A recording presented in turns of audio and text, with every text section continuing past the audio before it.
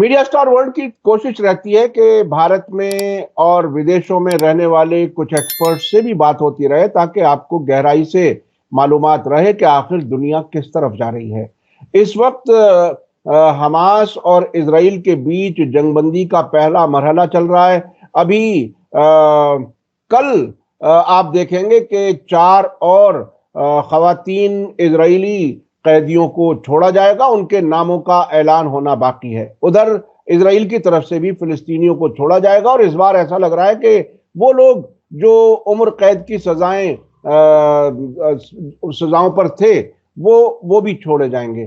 क्या कुछ है इसके अलावा डोनाल्ड ट्रंप के आने के बाद क्या क्या तब्दीलियां हो रही हैं और किन तब्दीलियों का इम्कान है। डोनाल्ड ट्रंप ने ईरान का, हमास का, किसी का नाम अभी तक नहीं लिया है, ना किसी इंटरव्यू में और ना ही अपने जो प्रेसिडेंशियल जो ओथ टेकिंग सेरेमनी थी उसमें भी कोई बात नहीं कही है। क्या इस बार ट्रंप बदल गए हैं? क्या दुनिया को किसी दूसरी तरफ ले जाना चाहते हैं? वो सारी बातें समझने के लिए मेरे साथ मौजूद हैं सीनियर जर्नलिस्ट जॉन दयाल साहब, जो एक अरसे तक विदेशों में से भी रिपोर्टिंग की है, कई जंगें कवर की हैं और इस इलाके को अच्छी तरह जानते हैं। जॉन दयाल साहब, वेलकम है आपका। मीडिया स्टार वर्ल्ड को आप वक्त दे देते हैं, बहुत बहुत शुक्रिया। आप ये बताइए कि इस वक्त डोनाल्ड ट्रंप के आने के बाद जो मिडिल ईस्ट है, वेस्ट एशिया है, उसको आप किस तरफ जाते हुआ देख रहे हैं? उधर इजराइल के नेतन्याहू पर ऐसा लगता है कि ट्रंप ने दबाव डाल करके ये जंगबंदी कबूल कराई है। दूसरी तरफ शायद वो यूरोप की तरफ भी नजर उनकी जो रूस और यूक्रेन की जंग है उसे भी बंद कराने की बात शायद सोचते हैं। कहा भी है उन्होंने कि वो जंगें बंद कराना चाहते हैं। क्या कुछ आप क्या देख रहे हैं इस पूरे इलाके में और पूरी दुनिया में तब्दीलियां? उससे पहले तो मैं आपको भी मुबारकबाद देना मांगता हूँ, क्योंकि 20 तारीख के बाद मैं पहली बार ही आपके चैनल पे आ रहा हूँ। और अमन चाहे टेम्पररी हो या ट्रांजिएंट हो या 24 घंटे का हो या 24 महीने का हो, अमन अमन ही होता है। और उसके लिए अमन पसंद दुनिया भर के लोगों ने जो एहतियात किया है, जो मेहनत की है, जो सपोर्ट किया है, उसके लिए मेरा ख्याल है वो सब शुक्रिया के बायस है और मुबारकबाद के बायस है, और ये हमको भूलना नहीं चाहिए। दूसरी बात ये नहीं भूलनी चाहिए कि इजराइल ना तो लड़ाई जीत पाया और ना शांति जीत पाया। इसको अंग्रेजी में कहते हैं it lost the war, it lost the peace. और ये बात भी बहुत, जैसे आपने जिक्र किया, ये एकदम उस वक्त वाजिब हो जाती है जब हम देखते हैं कि हमास के जवां मर्द किस तरीके से तैयार होके आते हैं, सर पे अपना अनाउंस करके पट्टी हरी बांध के आते हैं, और उनकी बॉडी लैंग्वेज में हार का कोई लक्षण नहीं दिखाई देता। जीती हुई फौज की तरह ही वो आते हैं, और जिन लोगों को वो रिहा करते हैं उनकी आंखों से उनको जो प्रेजेंट्स दिए गए, जैसे फिर आपने जिक्र किया था, और जिस तरीके से उन्होंने कहा कि शायद एक के अलावा कि हमारे साथ कोई जबरदस्ती नहीं हुई, ये खासकर महिलाओं के लिए कहना बहुत ही जरूरी हो जाता है। और इससे दो बातें साफ होती हैं कि जब ये प्रिजनर्स, और ये पहले 7 अक्टूबर के प्रिजनर्स हैं जिनको हमास ने जब हमला किया तो उसमें ले आए पूरे साथ, ये उनकी सुरंगों में थे, उनके मकानों में छुपे हुए थे। Israel inch by inch bombing कर रहा था, इन तक नहीं पहुंच पाया। कितनी हिफाजत से रखा होगा, कितनी गहरी, सब पता नहीं किसमें रखा है, मगर उससे हमास की तैयारी और उसकी मजबूती का एक तरीके से झलक मिलती है। हमको जो फोटोज दिख रही हैं वो सतह के ऊपर की फोटोज है ना, बिल्डिंग तहस हो जाती है, उसका मलबा वहीं पड़ा हुआ है, मगर जो इनके, जिसको हिंदी में तो कहते हैं, उर्दू में को वर्ड नहीं इस्तेमाल हो रहा है, जो इनकी सुरंगें हैं जहाँ पे इन्होंने किलाबंदी कर रखी है, वहां पर तो हिफाजत है। जब अपने प्रिजनर्स रख सकते हैं तो अपने आप को भी बचा सकते हैं, बात है। तो वो फिर भी हमास में रखा मुबारकबंदी की बात है।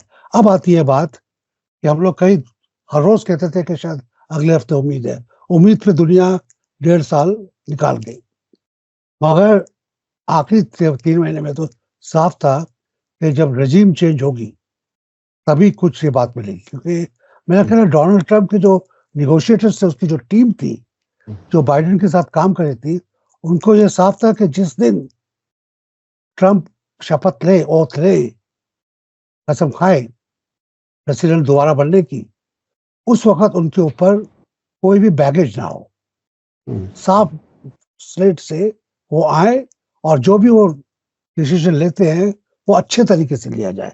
और उनका एकदम पहला ही डिसीजन या पहला ही कदम बड़ा मुबारकबाद रहा कि शांति रही, और उम्मीद है यूक्रेन में भी जल्दी शांति आ जाएगी। आपने एक बहुत अहम सवाल उठाया है कि ये जो इन्होंने अपना साफ स्लेट रखी है, इसमें क्या लिखेंगे अगले महीनों। आप कह रहे हैं कि उन्होंने कुछ बयान नहीं किया है एक्सिस का, मगर एक हल्के तरीके से किया है। कल जाते जाते एक प्रेस कॉन्फ्रेंस में उन्होंने यूक्रेन में कहा कि शांति जरूर आ जाएगी क्योंकि पुतिन थोड़े से हल्के पड़ रहे हैं। तो ये एक इशारा है, वो सोच रहे हैं कि एक्सिस ऑफ रेजिस्टेंस जो है अभी, जिसमें मेन पावर सोर्स रशिया और चाइना है, वो सोचते हैं कि वो जिस ताकत में थे पिछले 1.5 साल में, अब शायद वो नहीं है। मेरा ख्याल है ये उनकी वो ज्यादा वो नहीं है, क्योंकि उनके पुतिन से भी अच्छे ताल्लुकात हैं और ऐसी कोई इमीडिएट बात दिखती नहीं है कि वो पुतिन को छोड़ के अचानक कोई और कर लेंगे। दूसरी बात उनका है कि उन्होंने यूरोप को बहुत कमजोर किया है, और ये यूक्रेन में उनको शांति अपनी टर्म्स पे लाना मांगते हैं, ना कि यूरोपियन यूनियन की, ना कि नेटो की। सो नेटो वर्सेस रशिया को इन्होंने पूरी ताकत दी थी। हालांकि नेटो की कमांडर्स कई बारी और अक्सर अमेरिकन हुआ करते थे, अमेरिकन जनरल, और नेटो की फौज के और उसकी रसद के, उसके असले के अभी भी बहुत बड़ा हिस्सा अमेरिका से जाता है। तो हालांकि ट्रंप साहब अपने आप को यूरोप से दूर कर रहे हैं, यूरोप से अपना पीछा हटा रहे हैं, यूरोप को अपना डोनेशंस देना बंद करने की बात कर रहे हैं, इंग्लैंड को भी ऐसा ही कह रहे हैं। तो उस हालात में वो ये कैसे कह देंगे कि हम एक्सिस में रशिया के खिलाफ खड़े हैं। तो आज के मेरे ख्याल उनको अभी अपने सेक्रेटरी ऑफ स्टेट ने एक आधे घंटे के अंदर ही अपनी प्रेस कॉन्फ्रेंस कर डाली। बहुत कम होता है, लोग कहते हैं कि आपको अफसोस से ब्रीफिंग हो जाए उसके बाद बात करेंगे। उन्होंने कॉन्फ्रेंस भी करा डाली, फॉरेन मिनिस्टर्स बाकी देशों के थे उनसे भी मिल लिए। तो यानी कि इन्होंने जो अपना पिछले इनके पास 60 दिन का समय था तैयारी का, वो अच्छा भी इन्होंने बताया, कागजात इन्होंने अपने पूरे किए हैं, अपना ओपिनियन क्या डालेंगे पूरा किया है।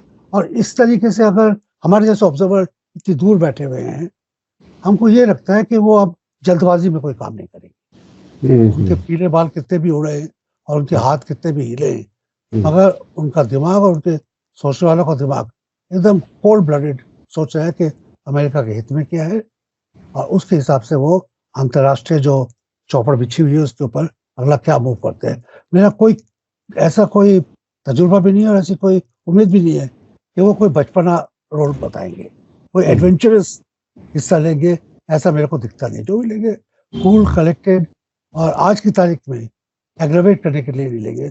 इसका मतलब है सलामती और अमन शायद टेम्परेरी से, फर्स्ट फेज से कुछ परमानेंस की हालत पड़े।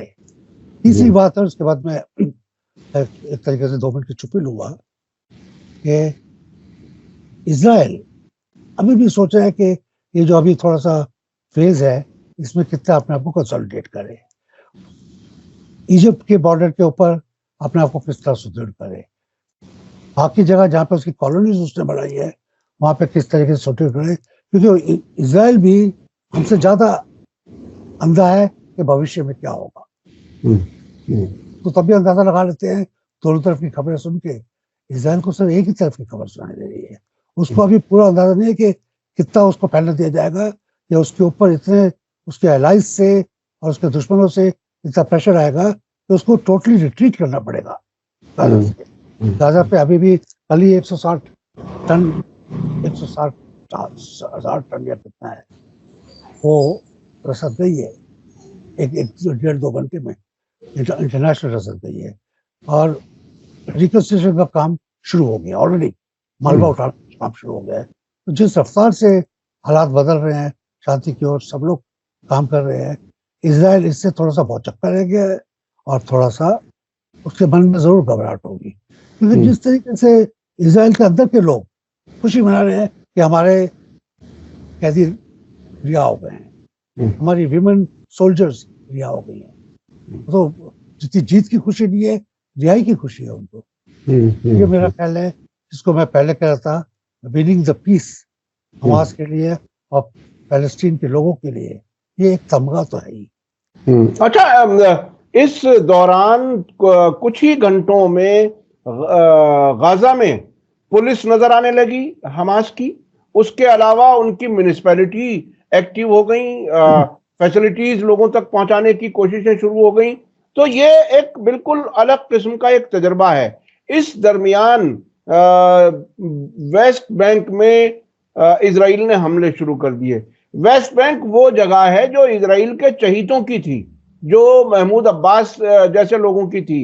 अब वहां भी हमले टेररिज्म का नाम लेकर के, अपने मुखालिफिन का नाम लेकर के, और ये भी कहा भी जा रहा है कि हमास और इस्लामिक जिहाद के लड़ाके वहां पर अब एक्टिव हैं।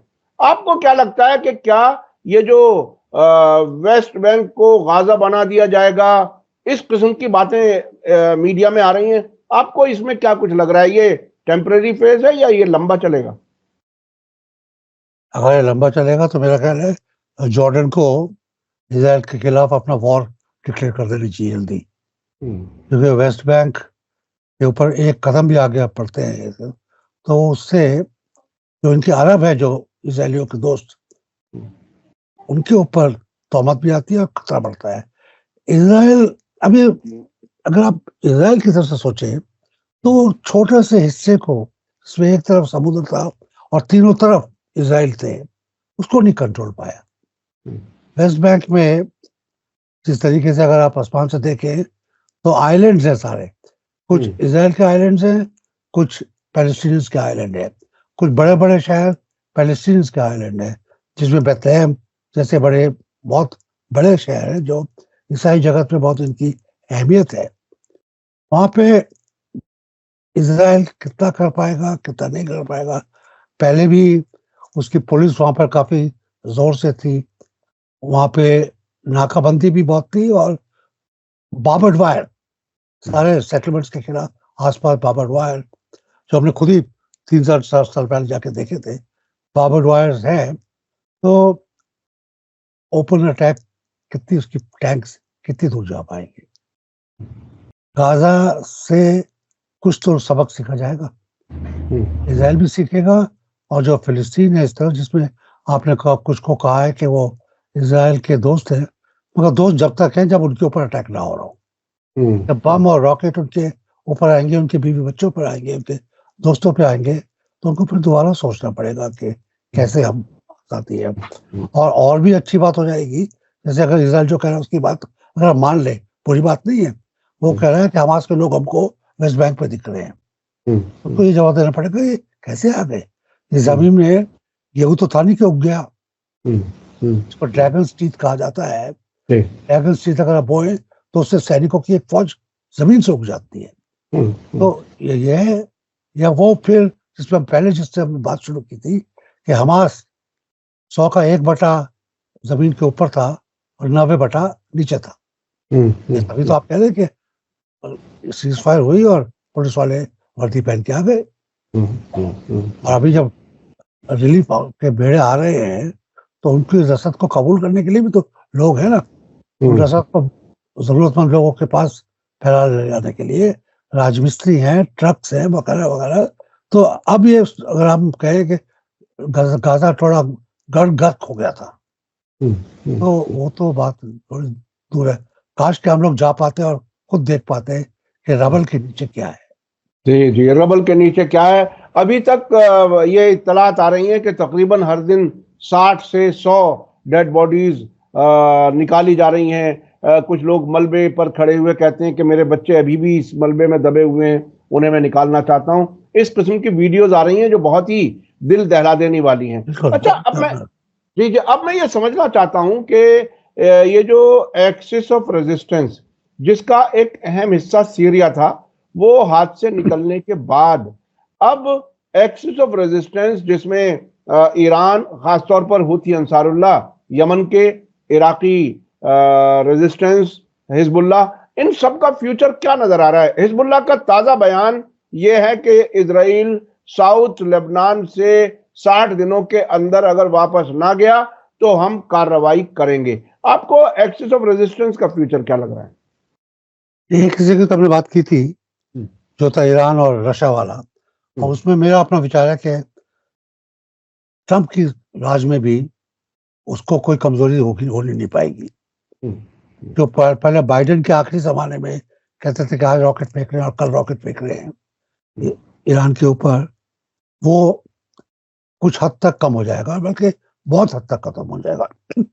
अब जो दूसरा Arab component of axis of resistance है, सीधे का कहना बड़ा मुश्किल है, क्योंकि जिस हद से, जिस स्पीड से असाद का पतन हुआ था, वो भागे थे, और भागे नहीं होते तो उनकी लाश भी नहीं मिलती।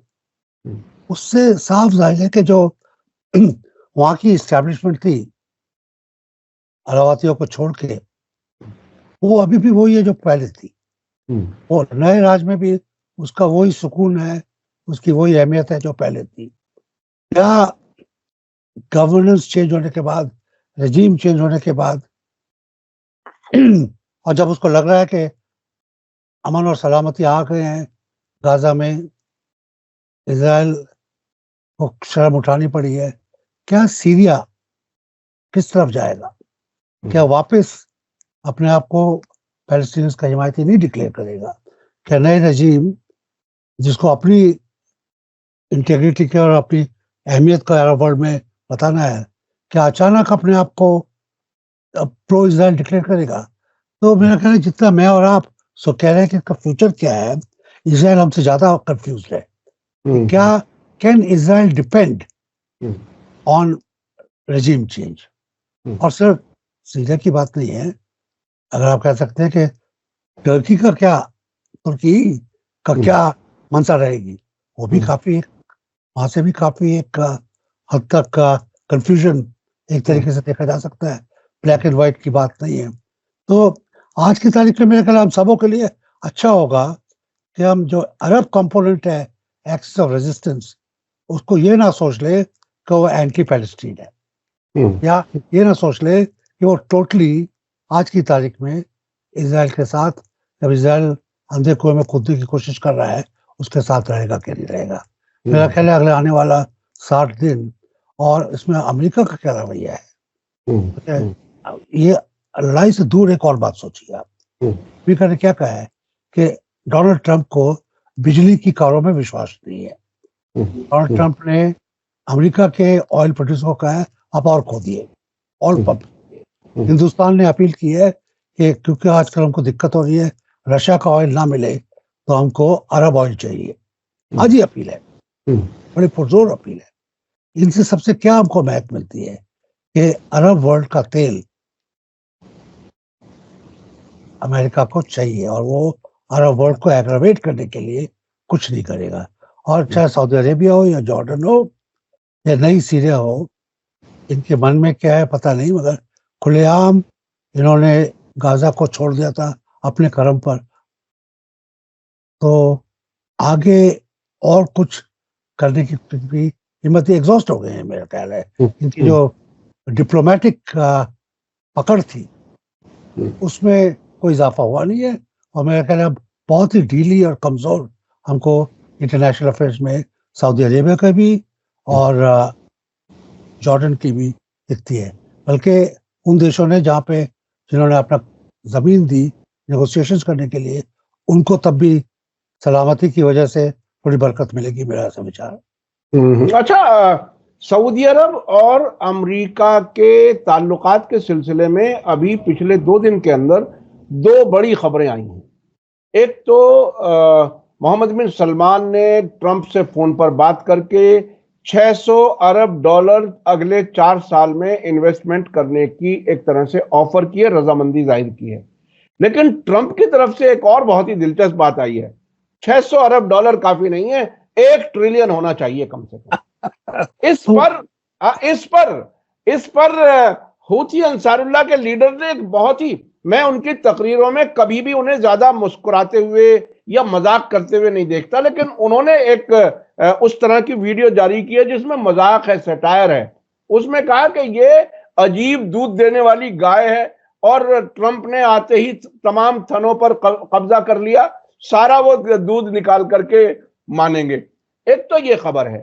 दूसरी तरफ खबर ये है, अमेरिका के ही एक बड़े जिम्मेदार ने एक बयान दिया है कि इजराइल और सऊदी अरब के बीच ताल्लुकात नॉर्मल करने की जो बात चल रही है उसमें हमने फिलिस्तीन मुल्क अलग बनाने का कोई वादा नहीं किया है। इन दोनों खबरों को मिलाकर के आप फ्यूचर क्या देख रहे हैं अमेरिका और सऊदी अरब के ताल्लुकात को? नहीं, आप ये देखिए, पॉलिटिक्स से बात हटकर इकोनॉमी और फाइनेंस पर आ गई है, तो एक डिवोशन है सऊदी अरेबिया के लिए। और आज की तारीख में अमेरिका को जो फिजिकल विजिबल स्ट्रेंथ है इकोनॉमिक, वहां पे एक अकेला एलन मस्क सऊदी अरेबिया को खरीद सकता है। ये आप कितना भी तेल आप लगा लीजिए, उसके पास 230-240 बिलियन डॉलर की बात हो रही है। बिजॉस और है वगैरह वगैरह, ट्रिलियंस में तो इनकी खुद की अपनी प्रॉपर्टीज है। तो अमेरिका को एज अ कंट्री 1 ट्रिलियन भी कुछ कम पड़ेगा, वो कह सकता है। और ये है जो सल्तनत है सऊदी में, उनके जो शेख है, उनकी फैमिली की पर्सनल इन्वेस्टमेंट अमेरिका में जो है उसके अलावा है। उनकी पर्सनल इन्वेस्टमेंट्स जो यूरोप में है उसके अलावा है। ये स्टेट की दौलत की बात कर रहे हैं, उनकी पर्सनल इन्वेस्टमेंट्स इतनी होंगी अंदाजा जैसे ज्यादा होंगी। तो अभी इसको अंग्रेजी में कहते हैं sue for peace. Saudi Arabia ने और क्या नाम है इनका, मोहम्मद बिन सलमान। यस जी, मोहम्मद बिन सलमान। हाँ नहीं, MBS कहना मांग रहा था मैं। हाँ, तो MBBS निकल जाता है मुझसे कई बार। तो जी जी हिंदुस्तान में डॉक्टरी का वो, जी जी जी जी। तो MBS का ये कहना कि हम इन्वेस्ट करेंगे, ये क्लाइम डाउन है बहुत पूरी तरीके से। क्योंकि एक जमाने में उल्टा था, अमेरिका को सऊदी की जरूरत थी अपनी पॉलिसीज और अपनी डिप्लोमेसी को यूरोप में, सेंट्रल एशिया में, सेंट्रल जिसको वेस्ट एशिया हम लोग कहते हैं उसमें, और खासकर इजराइल और पैलेस्टीन के बीच में जो टेंशन था उसकी वजह से बहुत जरूरत थी। अभी इस पीस रिपोर्ट की वजह से सऊदी अरेबिया अपने आप को सोचा होगा कि उसकी अहमत कुछ कम हो गई है। नहीं तो कौन कहता है कि हम 600 करोड़ करेंगे, या 600 करोड़ नहीं, 600 बिलियन, 600 अरब लगाएंगे। ये एक और वहां से फिर एक तरीके से बेइज्जती हुई कि आप इतना नहीं से दुगना कीजिए। 600 से ट्रिलियन लाने के लिए दुगना करना पड़ेगा उनको। 40%, 40 और ज्यादा करना पड़ेगा। तो ये, मगर इसमें एक अगर हम भी असले लेबनर्स लीडर्स की तरीके से, तो ये कह सकते हैं कि ये बात अब गिनती पर आ गई है। कौड़ियों के कौड़ियों के दाम वहां पर नीलामियां हो रही हैं कि आप हमको कितना देंगे सऊदी अरेबिया, कि आपकी अहमत हम बनाए रखेंगे, आप हमको कितना देंगे।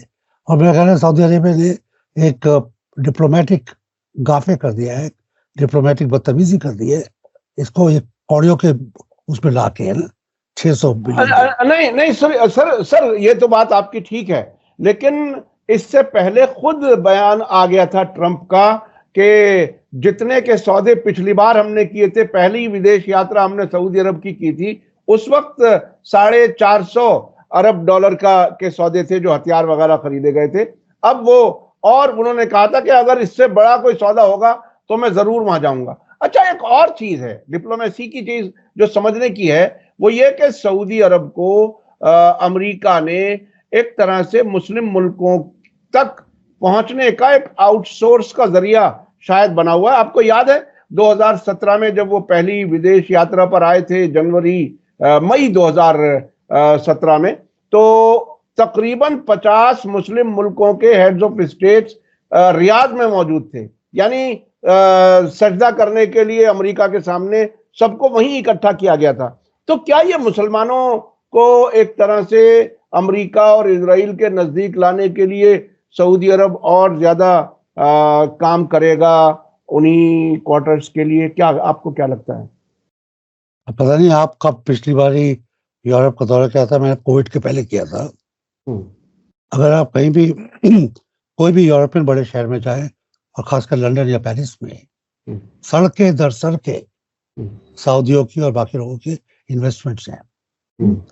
तो अरब वर्ल्ड को रीच करने के लिए अमेरिका को और यूरोप को कोई तीसरे मुल्क की और कोई और की जरूरत नहीं है। वहां पे इन इकोनॉमिक इंटीग्रेशन सऊदीज का और अरब एमिरेट्स का इतना बड़ा है यूरोपियन इकोनॉमी में और अमेरिकन इकोनॉमी में कि उनको हम एक तरीके से अलग अलग करके नहीं देख सकते कुछ हद तक। बात दूसरी बात है जो इस पर आप मेरा ख्याल है आपका यकीनन निगाह गई होगी कि कुछ अरसे से पिछले 2 साल से सऊदी अरेबिया से भी और एमिरेट से भी खबरें आ रही हैं कि सरकारें वहां की सोच रही हैं इन्वेस्टमेंट में और बाकी डाइवर्शन में कि तेल जब खत्म हो जाएगा तो क्या करेंगे। उनको तेल का लिमिटेशन जल्द दिखाई दे रहा है।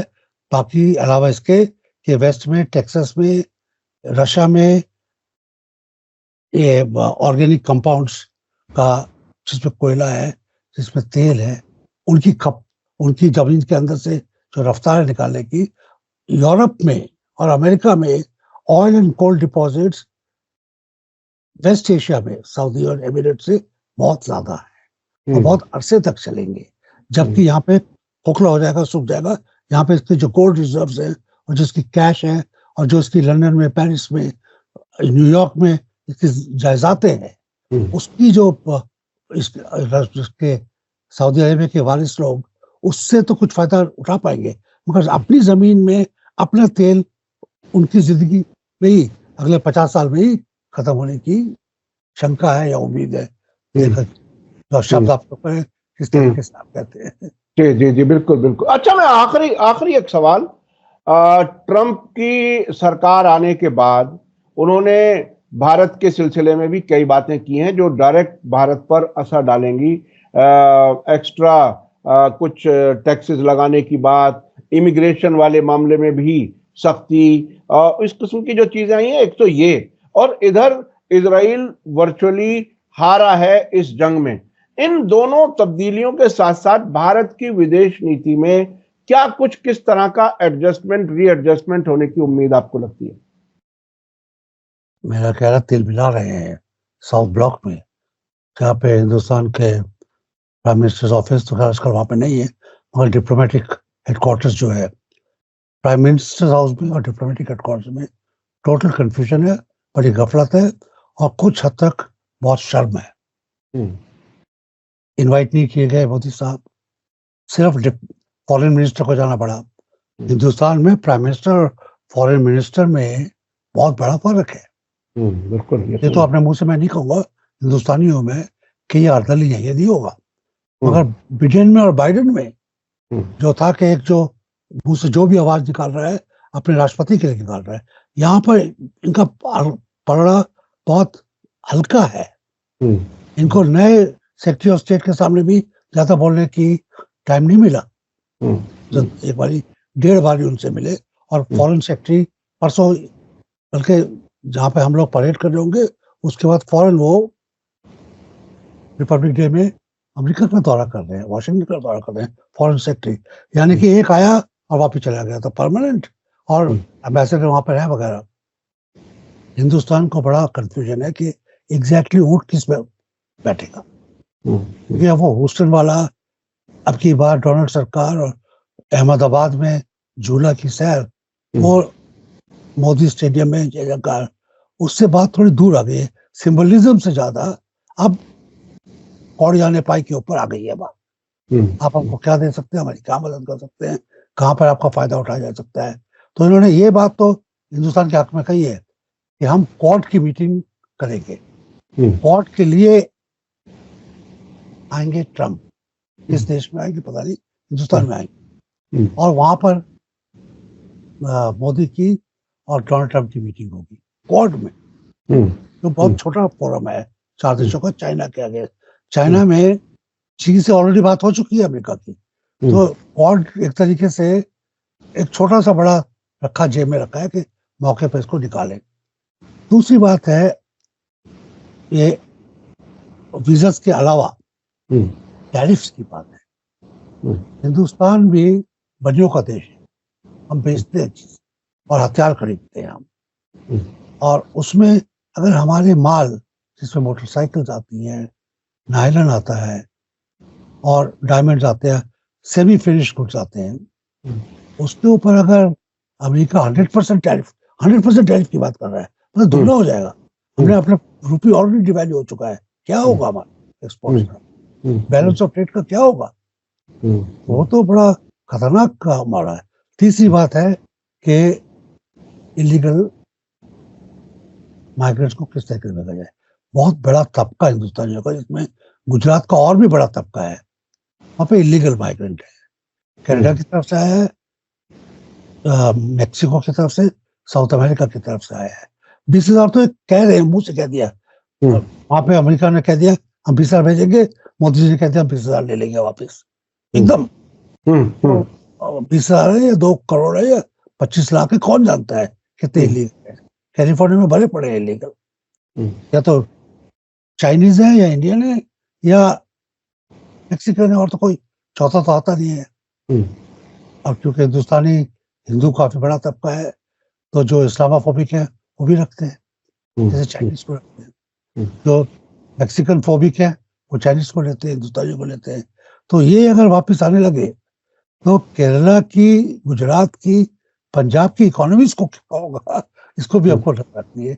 हमारी इंटरनल पॉलिटिक्स के ऊपर तो पता है। तो ये वीजा रजीम और टैरिफ रजीम, ये अंबानी, अदानी, जितने हमारे भाई हैं गुजरात में, जितने हमारे भाई हमारे देश में, साउथ इंडिया में है, आंध्र और कर्नाटक में और केरला में है, उनकी इकोनॉमी के ऊपर बड़ा असर पड़ सकता है, और मोराल के ऊपर जो असर पड़ेगा। अमेरिका लोग कोई जाते हैं वहां पर भी उनको हाथ से ही काम करना पड़ता है, वो पैसे के लिए जाते हैं, इज्जत के लिए। उनका यहाँ पे लोन लेके एक अपना वीजा खरीदते हैं, इलीगल वीजा, जमीन उनके तो बेचारे मर जाएंगे, वो खुदकुशी कर लेंगे। बिल्कुल। अच्छा, इजराइल के हारने के बाद क्या भारत को हमास और हिजबुल्लाह के साथ बराह रास्त बातचीत नहीं करनी चाहिए? आपको क्या लगता है? इस मुंह से करेंगे। हमास के खिलाफ सिर्फ डिप्लोमेटिक एनिमोसिटी नहीं थी, सिर्फ इकोनॉमिक और फाइनेंशियल एनिमोसिटी नहीं थी, हम हथियार बेच रहे थे इजराइल को, हथियार। और जिस दिन तक शांति नहीं हुई बेचते रहे, कोई कमी नहीं आई। हम मजदूर भेज रहे थे वहां पर, मजदूर को वहां पे बंदूक पकड़ाई जाएगी या स्पैनर पकड़ाया जाएगा, कौन जानता है। जब हमारा दोस्त रशिया में वो फौज में इस्तेमाल हो जाते हैं, तो वहां पर तो इजराइल में सेकेंड लाइन ऑफ डिफेंस में तो कर ही देंगे ताकि सोल्जर्स फ्री हो। तो मगर करना पड़ेगा, हमास देश है। एक हमास की हिंदुस्तान में सरकार तो बेच रही थी हथियार और बेच रही थी फौजी, मगर हमारा, खासकर हमारी सिविल सोसाइटीज में मैं भी शामिल था, कितना हमने पिछले 20 महीने में पैलेस्टीन के लिए यहाँ पे हल्ला मचाया है। जबकि पुलिस ने जंतर मंतर पे, जहाँ पे हम लोग प्रोटेस्ट करते हैं, पैलेस्टीन के सपोर्ट में प्रोटेस्ट करना मना कर दिया था। मगर लेफ्ट की कितनी बड़ी प्रोटेस्ट होती, कोई एक लेफ्ट का लीडर बचा था जिसने आके ना बोला गया हो। सीपीएम, सीपीआई, ऐसा ये भट्टाचार्य, कोई लेफ्ट का लीडर और कोई यूथ लीडर नहीं बचा था जिसने आके बोला ना हो। कोई सिविल सोसाइटी का लीडर नहीं बोला, आके चुप नहीं रहा। तो गाजा की आरएसएस की शायद मदद ना हो, मगर हम सब की इन स्पिरिट और फिजिकली हम लोग वहां खड़े थे, अपनी सरकार के खिलाफ बोल रहे थे कि आप असला मत बेचिए। बिल्कुल बिल्कुल। ये अवामी सपोर्ट जो थी वो फिलिस्तीनियों के साथ थी। सरकार ने बहरहाल, और ये दुनिया में बहुत सी सरकारों का ये मामला रहा है कि सरकारें इजराइल के साथ, अवाम वो फिलिस्तीनियों के साथ। बहुत बहुत शुक्रिया जॉन दयाल साहब, आपने कई मौजूआत पर बहुत ही अहम बात की, और आपने ये भी कहा कि ट्रंप जो है वो ईरान को कमजोर नहीं कर सकेंगे। ये एक बड़ी बात है, वो एक सिंबलिज्म है इसमें, यानी रेजिस्टेंस कमजोर होने वाला नहीं है। इजराइल की हार बुरी तरह से हुई है, और अब आने वाले वक्त में भारत के और अमेरिका के ताल्लुकात कैसे होंगे, किस तरह से हमारे विदेश मंत्रालय एडजस्ट करेगा नई रियलिटीज के साथ साथ। बहुत बहुत शुक्रिया जॉन दयाल साहब, इसी के साथ मुझे दीजिए इजाजत। धन्यवाद, शुक्रिया। जय भारत, जय हिंद। मीडिया स्टार वर्ल्ड के और वीडियो देखने के लिए हमारे चैनल को सब्सक्राइब करें और सीधे नोटिफिकेशन पाने के लिए बेल आइकन दबाएं। और अगर हमारी खबर सच्ची और अच्छी लगे तो अपने व्हाट्सएप, इंस्टाग्राम, फेसबुक और ट्विटर अकाउंट पर जरूर शेयर करें।